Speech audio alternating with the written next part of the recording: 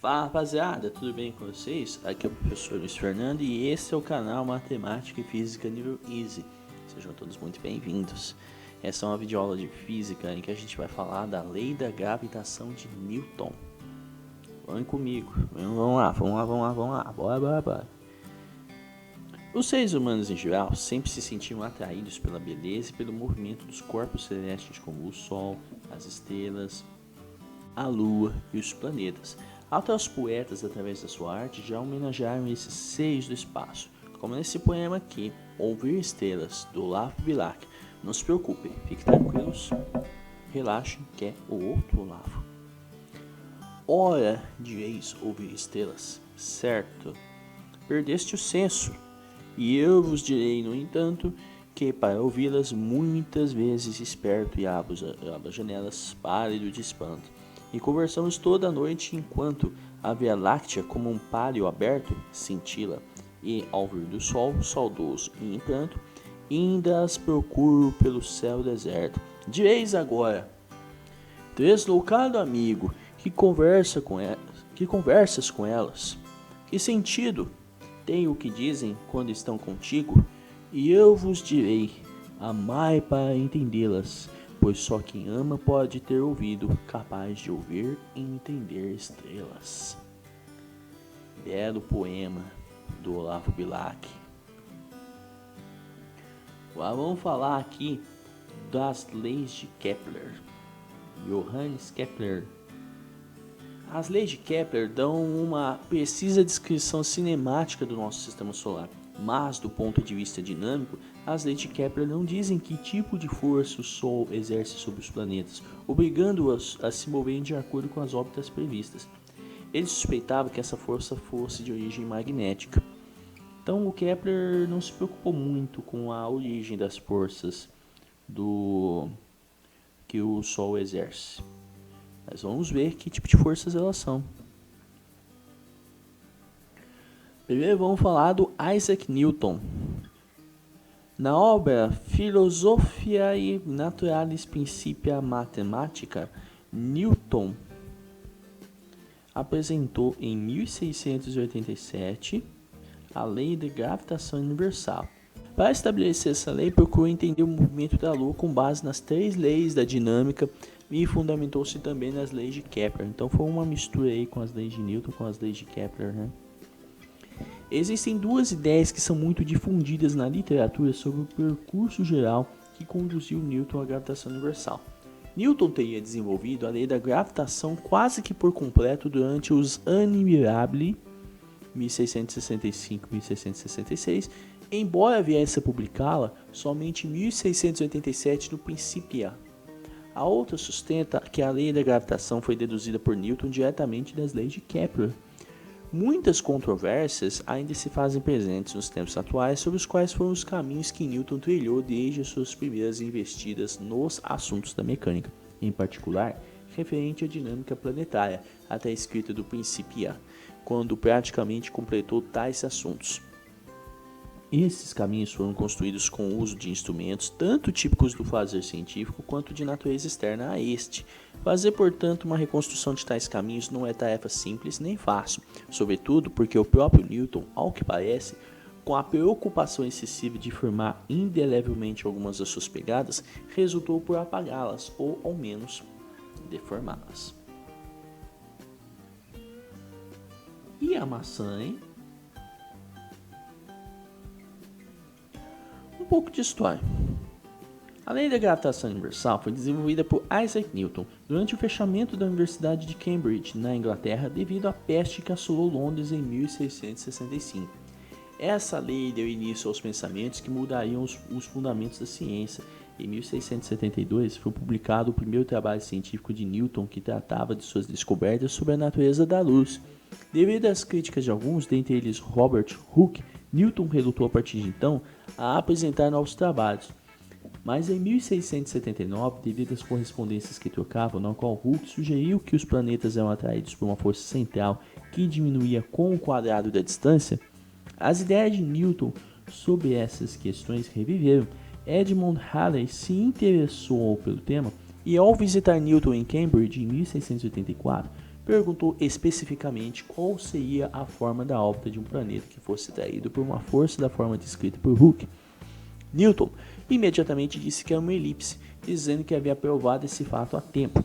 Mais tarde, Halley recebeu 2 provas sobre a questão e, percebendo a importância desse trabalho, decidiu, com o apoio da Royal Society, persuadir Newton a publicar suas descobertas, o que levou à publicação em 1687 de um dos mais importantes livros da ciência, o Principia.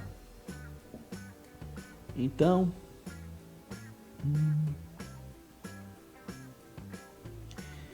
basicamente, Newton começou o seu trabalho, né, durante um isolamento social devido à peste negra, né. Tomara que, quem sabe, alguma pessoa faça uma grande descoberta como a do Newton em meio a esse momento atual que a gente vive, né, essa quarentena, essa pandemia, né. Newton agora precisa verificar se a relação que ele havia encontrado condizia com os dados da natureza e ele parte para testá-la usando a Lua. Aqui temos o planeta Terra, temos a Lua, uma distância de 60 R, né? Um raio, supondo que isso aqui seja uma circunferência, né? Beleza. Durante esse ano, 1665, comecei a estender a ideia de gravidade à órbita da Lua e fiz uma comparação entre a força que era necessária para manter esse astro na órbita e as forças de gravidade que agiam na superfície da Terra. Deduzi que as forças que mantêm os planetas em suas órbitas estão à razão recíproca dos quadrados das distâncias aos centros do qual orbitam, e assim comparei a força necessária para manter a Lua na sua órbita com a força da gravidade na superfície da Terra, e verifiquei que as duas respostas são quase iguais. Já dizia ele, né? Então nós temos 2 corpos, uma distância, e eles exercem uma força de atração gravitacional. Essa força, ela é diretamente proporcional ao produto das duas massas e inversamente proporcional ao quadrado da distância, né? E essa constante G é a constante da gravitação universal. Força gravitacional é sempre dada em newtons, massa sempre em quilogramas e a distância sempre em metros. Essa aqui é a lei da gravitação universal de Newton. Foi isso aqui que ele deduziu. A partir das leis de Kepler, Newton decidiu que tipos de forças devem ser necessárias para manter os planetas em suas órbitas. Ele calculou como a força deveria ser na superfície da Terra. Essa força provou ser a mesma que dá à massa sua aceleração. Com isso, Newton unifica a física terrestre e a física celeste, sepultando assim a teoria aristotélica do mundo sublunar e supralunar. Finalmente, né? Consequências da lei da gravitação universal. Perceba que o Sol exerce uma atração, uma força de atração sobre o planeta, né? E por isso que quanto mais o planeta fica próximo do Sol, mais rápido ele fica, maior velocidade. Ele se aproxima. Aí quando ele se afasta, a velocidade diminui, né? Faz todo sentido. Só que essa força é dividida em duas, né? Essa força aqui é a Ft e essa força aqui que é a Fc, a força que aponta para o centro.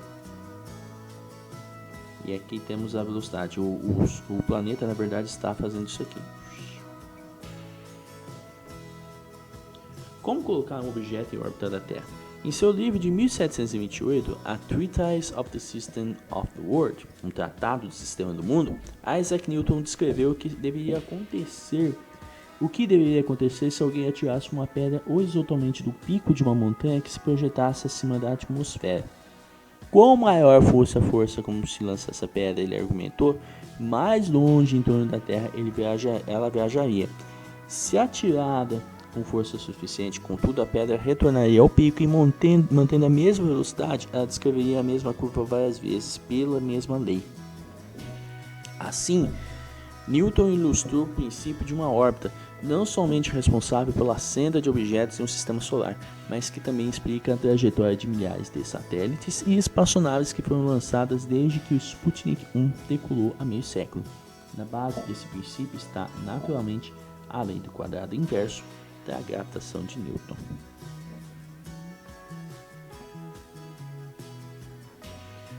que por intermédio das forças centrípetas os planetas são mantidos em certas órbitas. Podemos facilmente entender que, se considerarmos os movimentos dos projéteis, pois uma pedra arremessada do alto de uma montanha é forçada pela ação de seu próprio peso para fora de uma trajetória retilínea, a qual descreveria devido apenas ao arremesso inicial, e impelida a descrever uma linha curva no ar, que através dessa forma arqueada é finalmente trazida para baixo, ao chão.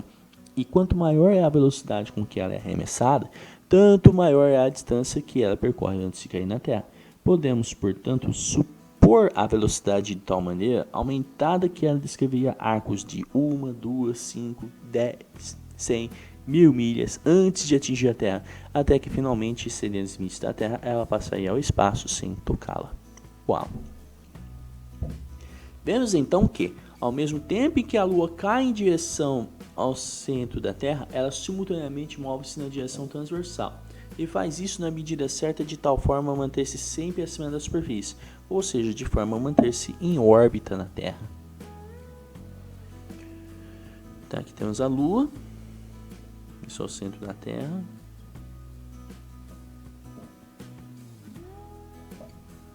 Então aqui a Lua está aqui, né? Ela se movimenta de L1 para L2. Ao mesmo tempo, temos um movimento tangencial L1H, né? Com movimento, ela realiza o movimento centípeto HL2, apontando para o centro e assim progressivamente descrevendo uma órbita, né? Sem atingir a superfície. Então ela não cai na Terra por conta disso, né? Por conta desse movimento de L1 para L2.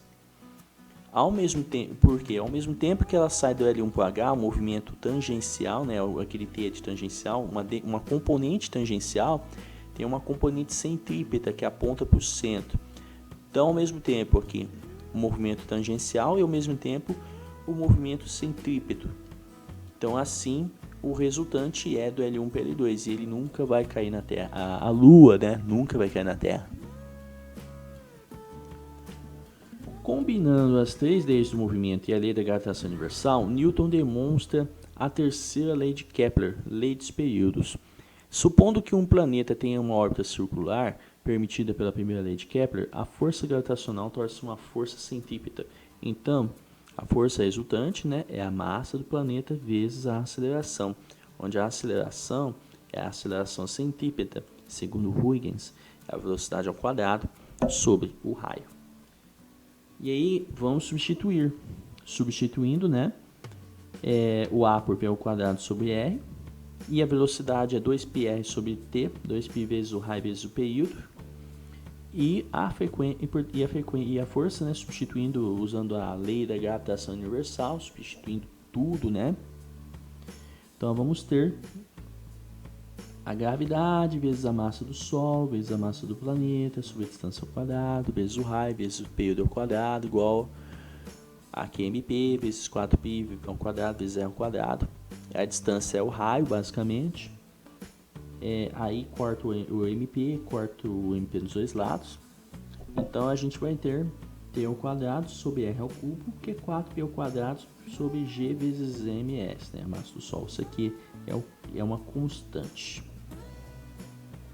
Isso aqui é a comprovação da terceira lei de Kepler. Eu vou mandar uma videoaula sobre as leis de Kepler no futuro.